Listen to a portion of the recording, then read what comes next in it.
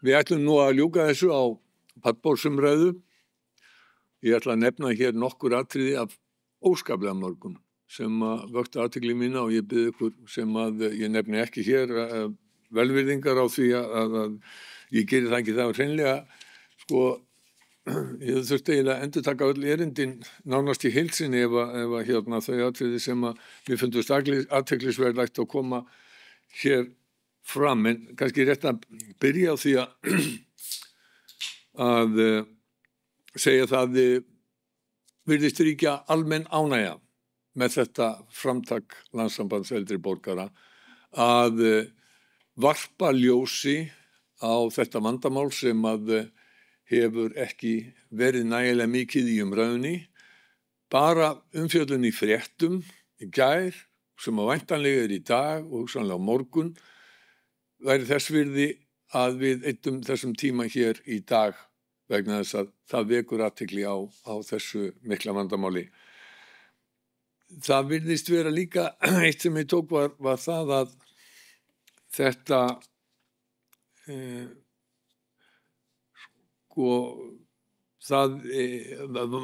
vandamáli hafi versnað í COVID-19 víða og birtingarmyndir ofbeldis gagnvart öldruðum eru mjög margar. Það hefur verið dregið upp hér gang på gang skilgreiningar og rannsóknir frá Alþjóðaheilbrigðismálastofnuninni WHO og jafnframt lögð á það áhersla að það skortir gögn. Það skortir íslenskar rannsóknir og upplýsingar. Þannig að við ræðumenn hér hafa margir verið að leggja út af sömu upplýsingunum og margir talað það að það sé einmitt nauðsynlegt að afla frekari gagna. Það þó allavega eitt konkrét sem við fáum út af þessu í dag, að það nauðsyn á frekari rannsóknum og frekari gögnum.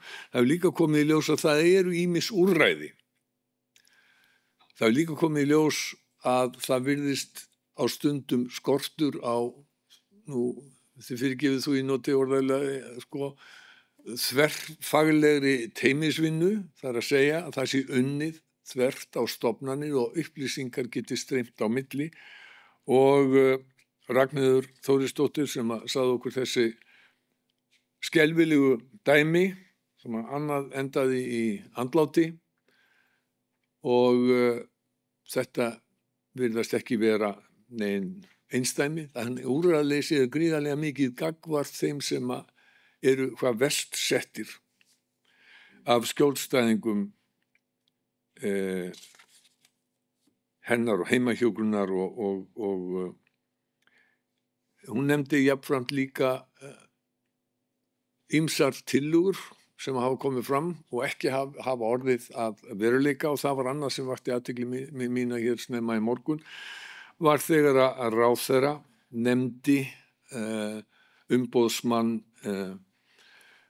aldraðra og ég gat ekki því miður að þá fór hún áður en að við gátum innt hana eftir því nánar hvort að það væru einhver ákveðin spor sem ætti að stíga á næstunni, hvort að eitthvað væri ákveðið í hennar ráðuneyti. En það hefur líka jafnframt verið bent á það að þessi málefni eru hjá fleiri en einu ráðuneyti sem þýðir það að það getur verið erfitt að taka ákvarðanir, það getur verið erfitt að láta upplýsingar flæða á milli, þannig nú bara mannlegt eðli. Það vakti líka athygli mína að samlíkingin sem var tekin við barnavernd. Það sem að mál hvað varðar reglur og lög eru miklu skýrara ferli og eru miklu skýrari heldur en þau sem að varða aldraða. Og líka var bent á hér að þeir sem eru með heilabilun geta verið komnir niður í andlegan þroska 2-3 ára barna. Og það eru einstaklingar sem ekki eru færir að sjá sig sjálfur eða verja sig sjálfur í því umhverfi sem þau búa í. Það vakti líka athygli mína þegar Steinunn sagði að fráflæðivandi Landspítalans var í rauninni ofbeldi gegn fólki. Og ég hef aldrei hugsað þetta í því samhengi, en auðvitað þetta hárrétt. Og það var líka dálítið óhugnilegt að heyra það að sem Eygló nefndi fyrst og fleiri hafa nefnt að 2/3 starfsfólks á hjúkrunarheimilum hafi orðið varfið eða beitt ofbeldi. Þetta eru svona nokkur af þeim atriðum sem hafa vakið athygli mína og þó kannski eitt orð sem að stendur upp úr og margir hafa nefnt hér. Og það sú skömm sem að fylgir því virðist vera að verða þolandi ofbeldis. Og það skelfilegt, en við vitum að það staðreynd. Það skelfilegt vegna þess að það ekki þolandinn sem að bera ábyrgð á ofbeldinu. Ég ætla að biðja Sigurð Ágúst og Eygló Harðardóttur og Ingibjörgu Sigurþórsdóttur að koma hingað og taka sæti hér í pallborði. Við notum hér síðasta hálftíman til þess að ræða nokkur af þeim atriðum sem að hér komum fram. Það eru ótal atriði sem að augljóslega við gætum rætt miklu betur, en ég ætla kannski að því að maðurinn sem að hóf umræðina hér í dag, Sigurður, hér hefur fólk lýst ánægju með það sem hefur komið fram. Þetta hafi ekki verið öll ánægjulegu erindi og sérstaklega ekki það síðasta, enda bjuggust við náttúrulega ekki við því þegar verið að fjalla þetta efni sem að hér verið að fjalla að þetta einhver skemmtisamkoma. En hún hefur verið gagnleg. Ég vil varpa því til þín. Hver þinn helsti lærdómur sem að þú hefur dregið hér í dag? Já, Kveikt á þessu að neðan bara held ég. neðan. Það voru kveikt. Prófaðu bara. Halló, heyrið í mig? Tala. Það þurfti bara hendina á boga, þá fór allt í samband. Heyrðu, þessi dagur náttúrulega búin að vera alveg frábær, farið fram úr okkar verstum væntingum og ég bara þegar við fórum að stað með þetta verkefni að þá graunaði okkur að vandamáli væri mjög falið og sem að hefur síðan komið alveg sterkt fram hér í dag að þetta dulið vandamál og við hérna höfum heyrt hérna ýmislegt orð eins og vitundarvakning sem að þessi dagur mun skila eftir sig. Ég sammála því. Það nýyrði fyrir okkur sem að vorum að undirbúa þetta, öldrunar fordómar. Það eitthvað nýyrði fyrir okkur, verið til staðar en ekki mikið svona rætt, en örugglega mjög svona umhugsunarvert að huga að því. Nú, síðan eins og Bogi kom inn á að það skortur á rannsóknum og könnunum og það vantar svona faraldsfræðilega rannsókn til þess að átta sig betur á hvernig Ísland stendur sig í samanburði við erlend ríki. Og við vísum svolítið til alþjóða heilbrigðismálastofnunar þar sem hefur verið gerð rannsókn og þeir hafa gefið það út að 16% allra eldri borgara, 60 ára og eldri, lenda í einhvers konar ofbeldi. Þannig að svarið við þessari spurningu Bogi, ég afskaplega ánægður með þennan dag. Ég á von á því að þeir sem hafa verið með okkur hér í dag munu nú hugsa sinn gang. Þú myndist á ráðherra, hún fjallaði það að stofna til umboðsmanns eldri borgara. Það eða bara reynilega eins og kom fram hér, öldrunarmála ráðherra. Það alveg sama hvað leiðin farin, það bara aðalega til að við fáum einhvern fulltrúa til þess að verja okkur eldri borgara. Það var líka talað réttindagæslu og allt þetta flott og fín orð, en aðalatriðið fyrir okkur eldri borgara það verði farið í eitthvað af þessum málum sem hafa komið hér upp, ábendingum og tillögum, og ég segi bara takk fyrir daginn. Já.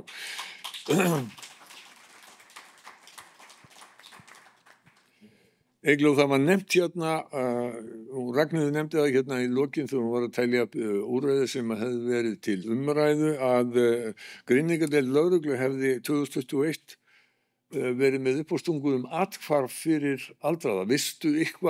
Þekkir þú eitthvað nánar til þess mál? Ekki umfram það tillögur sem þarna eins og kom fram í máli Lindu, og þá hefur náttúrulega í raun og veru það eina formulega athvarfi sem starfandi núna kvennaathvarfi sem með staðsetningu þá bæði hér í Reykjavík og Akureyri, og síðan þau komið með áfangaheimili eða búsetubrús eins og þau kalla það, og það hefur alveg reglulega verið talað nauðsyn á því að það sé sett á fót athvarf fyrir karlmenn. Við séum til þess að Norðmenn settu sérstök lög varðandi neyðarathvörf, þar sem þau sögðu að þeir sem reka slík athvörf þyrftu að bjóða upp á bæði athvörf fyrir konur og karla og þá kynsegin einstaklinga. Þannig en þeir hafa hins vegar ekki eyrnamerkt sérstaklega athvörf sem snýr að eldra fólki. En það held ég að það hafi líka komið bara mjög vel fram í kynningunni að það sem kannski skiptir mestu máli það að það húsnæði sem athvarfi starfandi í sé aðgengilegt og raunar þannig að það sé aðlaða fjölbreyttum hópi. Og það kannski líka eitthvað sem ég myndi aðeins svona bara í framhaldi það sem var síðasta erindið að leggja áherslu á það að við erum náttúrulega mjög lítið land, við erum fámenn og við viljum hafa góða þjónustu í því sem við erum að gera í öllu, og þannig að þess vegna kannski skiptir svolítið máli að í staðinn fyrir að við séum kannski reyna að hólfaskipta þessu of miklu að tryggja að þeir ferlar og svo þjónustu sem við erum með geti tekið við ólíkum hópum, hafi þekkinguna til þess. Þannig að skilaboðin til dæmis það sem lögreglustjórarnir eru sammála að ef einhver þarf aðstoð frá lögreglunni þá það bara 1 númer, það bara 112 sem þeir hringi. Eða í vafa og hafi áhyggjur, þá líka hringi 112, þannig að Hjördís fór í gegnum það líka. Það sama raunar, þannig að og þar verði síðan leiðbind áfram í þá þjónustu eða þau úrræði sem þar síðan í framhaldinu að bregðast við.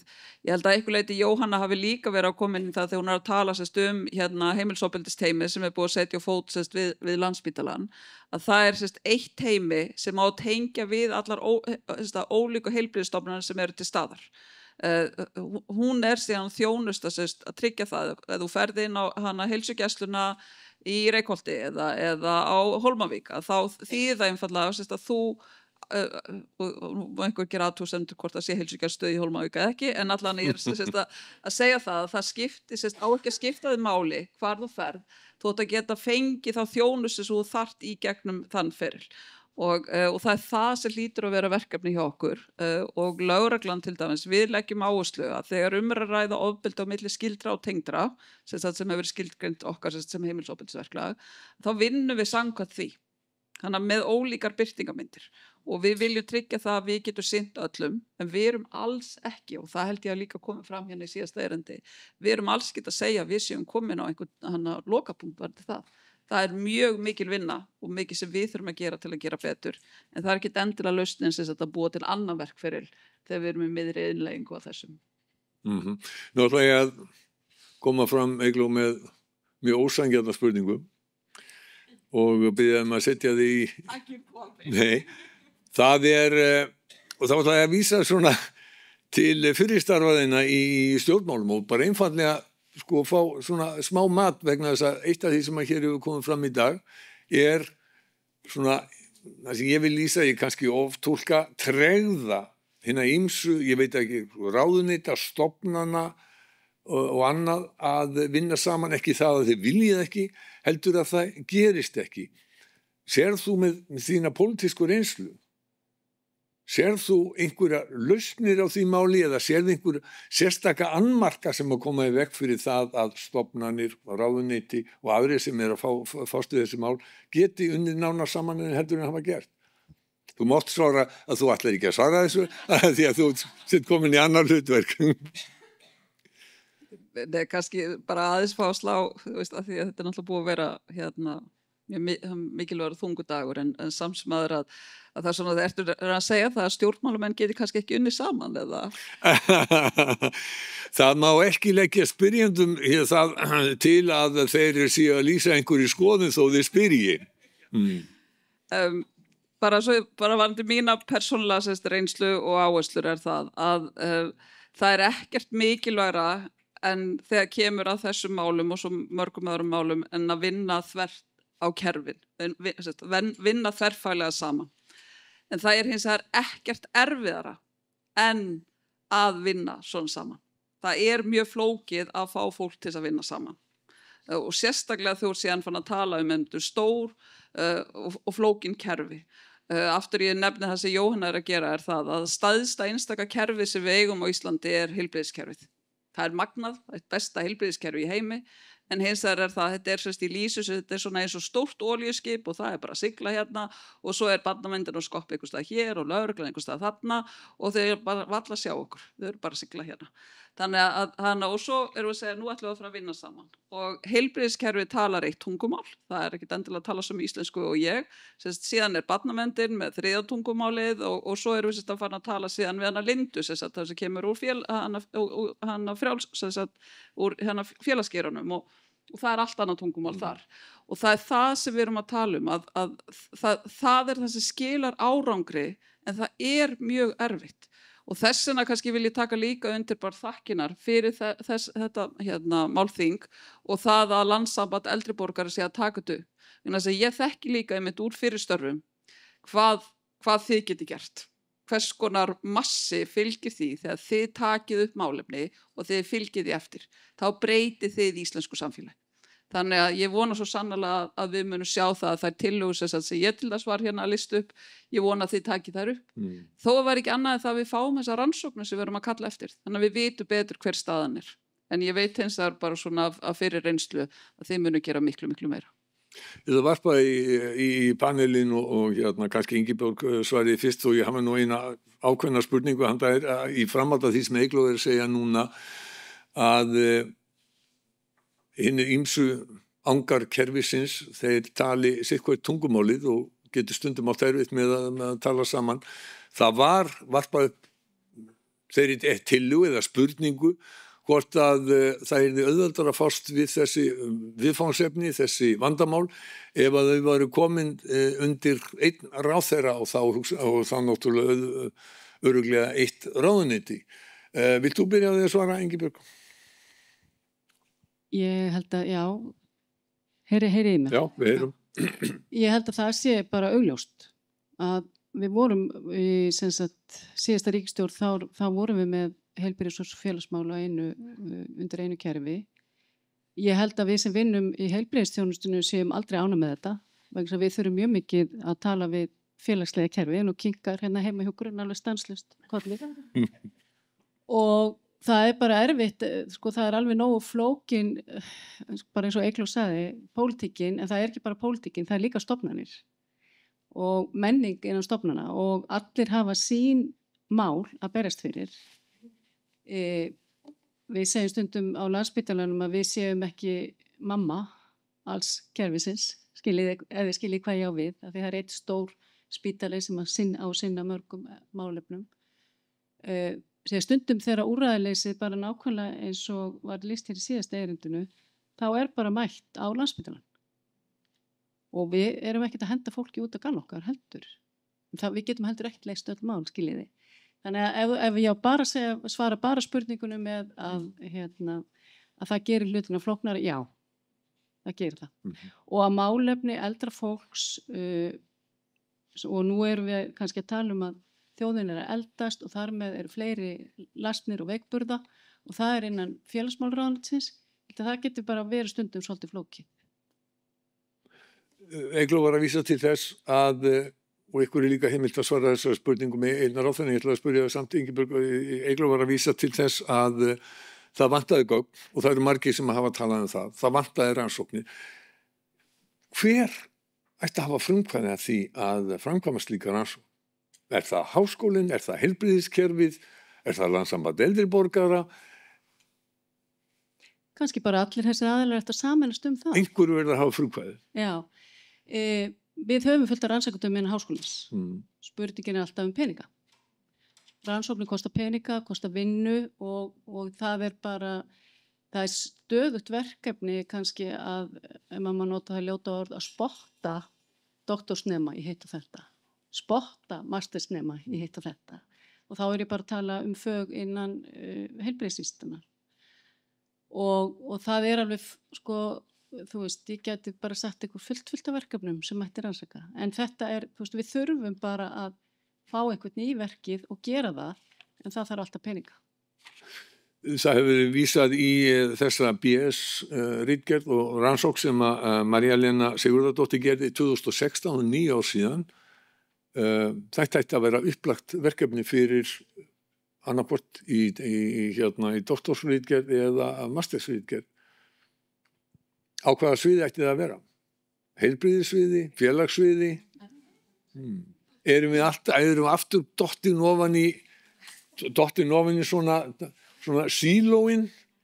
Það er enginn sem að getur svona tekið af skarið og frumkvæðin? Ef ég mætti aðeins einmitt fá ég held að ráðherra Inga Sæland hefur sýnt einmitt mjög vel hvað hún hefur mikinn áhuga á málefnum aldraðra og aldras fólks og þannig að ég myndi raun að kannski telja að það gæti verið með félagsmálaráðherra, félags- sem gæti tekið frumkvæði því að tryggja þessi rannsóknir unnin. Þá hún gæti falið til þess Tryggingastofnun sem náttúrulega greiðir út lífeyrisgreiðslur til aldraðra að vinna þetta. Það sem ég myndi, og ég nefndi einmitt í erinduna, þau voru núna að vinna mjög fína rannsókn varðandi stöðu öryrkja og áhrif áfalla yfir ævina á stöðu þeirra.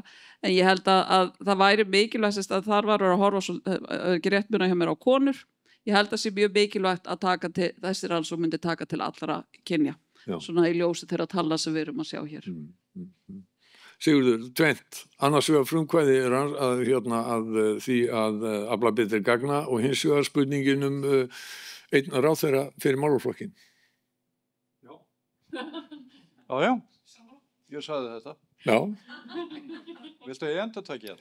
Já, ég vil gjarna að þú kannski dýfkir það aðeins, góð vísa líka og allt það. Nákvæmlega, og en við erum ekki endilega að stilla yfirvöldum upp í vegg og segja hvernig þeir eru að gera þetta, heldur við erum að benda á og það hefur líka verið tekið undir það hér í dag í fyrirlesurum, að það þarf annarkvort að stofna til embætti umboðsmanns. Það er líka talað að það væri öldungaráðherra og síðan er spurningum einhverja þriðju leiðina en það getur vel verið að sé einhver fjórða leið, ég veit það ekki, ég þekki það ekki, en mér heyrist það að það sé búið að vera að ræða þessi mál frá 2015. Og þá er spurning, er ekki komið nóg að því að tala? Er ekki að fara að láta þetta í framkvæmd? Ég sagði hérna áðan að eitt af því sem hefði svona vakið athygli mína í umræðunni í dag og margir hefur nefnt, það væri skömm þolenda. Og Jóhanna Guðjónsdóttir, hún var einn af þeim sem nefndu þetta og hún sagði að hún og stöllur hennar væri óhrættar við að tala ofbeldi vegna þess að skömmin væri ekki þolenda. Sjáið einhverja leið til þess að koma þessari hugsun inn hjá þeim sem að verða fyrir ofbeldi? Sigurður, viltu byrja? Nei, helst ekki. Nei. Það er ekki með sérfræði þekkingu á þessu sviði. Eins og það sem ég hef kynnt mér þetta, og það er nú bara á yfirborðinu, að þá er alveg ljóst að það er eftir þennan dag að það þarf virkilega að taka til hendinni og allir að taka til sín það sem hér hefur komið fram og síðan bretta upp ermarnar og bara fara í verkefni. Ég held að þetta sé ekki svo dýrt. Fræðileg rannsókn, hún kostar kannski 50 milljónir. Mig grunar það. Ég hef komið nálægt slíkri rannsókn og að segja að ég borgaði fyrir það og þannig að ég... Var það í þínu fyrra hlutverki? Já, á svona tengt því og en þetta er ekki hafa í peninga til þess að fara í svona rannsókn og svo þarf ekki svona, hvað maður að segja, embætti eða fulltrúi eldri borgara, það nú ekki að vera svo dýrt dæmi. Hann geti verið inn í einhverju öðru ráðuneyti. Ingibjörg. Ef ég mætti kannski vegna þess að ég held að eins og Jóhanna komið mitt hér inn á er bara mikilvægt þess að við opnum umræðina, það sem við erum að gera hér. Þannig að við tölum þetta og það hjálpar til við skömmina. En ég held að við hefum kannski þurft allan 1 eða 2 erindi hérna í viðbót með dásalega dagskráin, við höfum þá allan efni í næsta fund hana mögulega. Það eru sem sagt að ræða meira gerendur. Hvað getum við gert? Vegna þess að vandinn er ekki þolendurnir. Vandinn er ekki þeirra skömm eða hvað þið gerðu eða gerðu ekki. Þetta er sá sem er að beita ofbeldinu sem við þurfum að vinna miklu meira í. Og við munum ekki geta tryggt öryggi okkar eða öryggi samfélagsins öðruvísi það að við förum að gera meira þar. Við vorum núna að sjá það að það var bara birtast frétt þar sem Landsréttur var að stytta dóm úr héraði vegna þess að þar var einstaklingur sem höfuðkúpubrot braut konu sem hann var í nánu sambandi við. Þannig að var að fara úr, hvað var það, 16 mánuðir í ár eða eitthvað svoleiðis. Búið að taka langa tíma og þvílík vinna sem er á bak við þessi mál og það jafnvel nefndi það ástæða fyrir að fær þó þetta langan dóm eru ítrekku brot viðkomandi. Langa brotasögu. Þannig að það fyrir bara ef við tölum 50 milljónar, hversu mikið við erum við að spara ef við getum fundið leiðina til að fá þennan einstakling til að breyta hegðun sinni. Þannig að það er ástæðan fyrir því að við erum að tala fyrir þessu. Ekki vegna þess okkur á endilega líka vel við fólki sem er að gera þessar hræðilegu hluti, heldur þetta snýst einfaldlega það að eina leiðin til að stöðva ofbeldi er að fá gerendur til að breyta hegðun sinni. Og það er ekki auðvelt það er enginn að fara að breyta hegðun sinni með því við segjum þessu skrýmsli eða vont fólk. Fólk bara, það virkar ekki. Heldur við verðum að finna aðra leiðir til þess. Og í dag er þannig að við erum með 2 nafngreind úrræði fyrir gerendur, heitir heimilsviður sem er fyrir þá gerendur heimilsofbeldis og svo erum við með takt og skrefi fyrir þá sem hafa áhyggjur af kynferðslega hegðun sinni eða hafa mögulega fram í kynferðisbrot. Ég eitthvað leiti til að þeir geðheilbrigðisþjónustan og þeir sem eru að sinna fíknimeðferð eru líka veita mjög mikilvæga þjónustu þegar kemur að gerendum eins og ég nefndi hérna í áhættuþáttunum. Og við erum bara að sjá fréttinar, athugasemdirnar og gagnrýni á þessu úrræði okkar. Og við verðum einfaldlega að gera betur þarna. Við verðum að gera það. Spurði ekki sem sagt hvað er til ráða eða hvað eigum að gera. Já, ég get alveg tekið undir það sem þið eru öll búin að segja og hugsanlega gerendur líka. Gerendur til dæmis varðandi vanrækslu eru líka oft, eins og ég kom inn á, fólk sem er að kikna undan byrðum og skyldum. og þá komum við að því sem við getum verið að horfa á sem fyrirbyggjandi aðgerðir, að það sé nægileg þjónusta í boði og að þjónustan sé aðgengileg og ég held ég hafi sagt það örugglega hérna áður að bara á ekki stærra svæðin en Stóra-Reykjavíkursvæðinu er ekki sama þjónusta fyrir alla. Það er bara töluverður munur milli sveitarfélaga þar. Og þar brennur mjög á sveitarfélagunum og líka að það sem gerir allt flókið og aftur erum við komin að samtala stofnanir að það gerir allt miklu flóknara eiga við það sem er ekki samþætt þjónusta. Allavega við sem vinnum í mínu teymi, það er mikill munur að tala við Reykjavíkurborg heldur en hins sveitarfélaginu á höfuðborgarsvæðinu þar sem er ekki samþætt þjónusta á heimilum. Og þau taka bara undir það sjálf hvað hlutirnir verða miklu. Þannig að þetta er eitt af verkefnum sem hefur verið í sem að heitir á vegum Landssambandsins og ráðuneytanna gott að eldast, takk ykkur fyrir, að það eru nú eru fleiri sveitarfélög sem eru að taka þetta upp sem tilraunarverkefni. En varðandi skömmina og það er nú alveg þannig, hafandi unnið þessu geira í ansi mörg ár, að skömmin hefur alltaf verið þeirra sem eru þolendur, eða fólki líður þannig. Og við höfum séð þessu breytast hjá ungu konunum sem stigu fram og sögðu frá gerendum, MeToo-byltingin og annað. Og ég held að við þurfum kannski ákveðna byltingu og það kemur aftur inn á virðingu fyrir eldra fólki. Hvernig við tölum eldra fólk, hvernig það talar og það eigi bara sömu réttindi og það hefur alltaf haft. En við verðum líka að taka til þess að við getum ekki gert sömu kröfur á fólk sem er af kynslóðu sem upplifði allt aðra hluti. Við erum með mikinn kynslóðamenn, við þurfum að taka það, við verðum bara að tala saman tungumál þau. Það er mjög mikilvægt í allri þessari þjónustu. Svona lokum Inga Valgerður Kristinsdóttir og stakk upp á því og fleiri voru í að því að það væri nauðsyn á nýrri lagasetningu svona í anda farsældarlagana. Hafið þið skoðun á því? Já, ég hef skoðun á því vegna þess að við sem að störfum á bráðamóttökunni og höfum í gegnum tíðina alltaf geta tilkynnt til barnaverndar. Við höfum í raun og veru óskað eftir því að geta gert það sama varðandi mjög viðkvæma eldri einstaklinga. Og það er búið að koma hérna fram umræða það að sé umboðsmaður.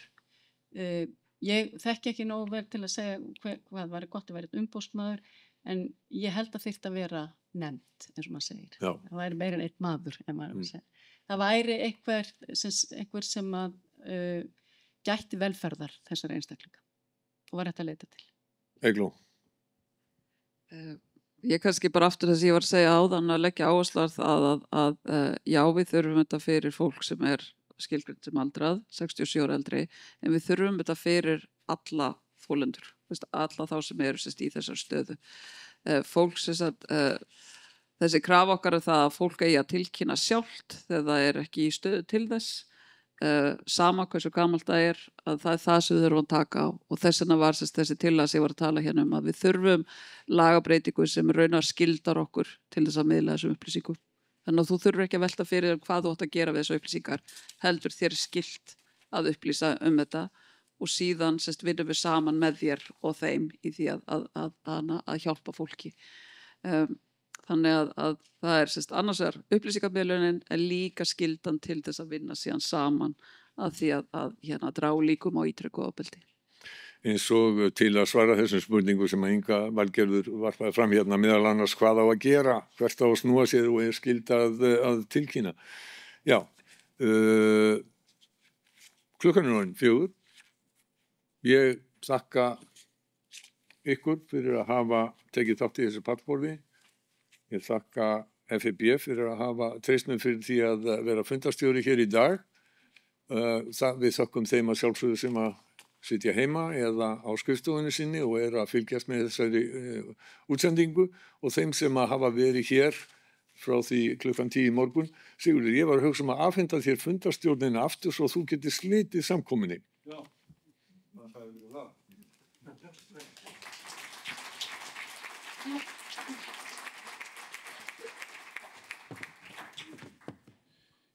Ég hérna, ég verð ekki að koma þessi í burtu frá mér. Ég vil byrja á því að þakka Boga fyrir góða stjórn á fundinum. Þið tókuð eftir því að það fekk enginn að spyrja hér í pallborðinu, en við vissum það að það hafa svo margir sína sögu að segja að við lögðum ekki í það. Þannig að þið fyrirgefið okkur það að hafa ekki bóðið upp á umræður úr sal. En þessi dagur búin að vera afskaplega áhugaverður og sömuleyti dapur, en ég og við í stjórn LEB, við trúum því og treystum að þeir sem hafa verið með okkur hér í dag og hafa hlustað á allar þessi merku erindi, munum nú taka þetta til sín og hætta að tala saman og fara að skipuleggja hlutina. Þetta gengur ekki að hafa þetta svona. Við erum búin að verða vitni að því hér í dag. Við erum búin að fá dæmi hérna og dapurt að heyra það að velferðar ráð Reykjavíkur í slíkum vandræðum sem raun ber vitni, og að lögreglan hafi ekki þau tæki og tól sem að þeir geta notað, eða lögreglan, til þess að aðstoða þau í þessum skelfilegum verkefnum, að það bara nær einhver tali lengur. Það árið 2025 og eins og ég sagði áðan, 2015 var farið að ræða þann möguleika að vera með einhvern trúnaðarmann fyrir aldraða. Við þurfum ekki að ræða þetta frekar. Og ég segi þegar að talað það að í staði þess að vera með umboðsmann, að það að vera með einhvers konar nefnd, og þá segi ég, nefnd bara til þess að tefja málið. Aftur hafið við mikla þakkir fyrir að hafa hlustað á okkur, og þau sem eru hér í sal, þakka okkur fyrir að gefa okkur tíma. Ég vona að við sem öll hér fróðari þetta sem hér hefur komið fram. Takk fyrir.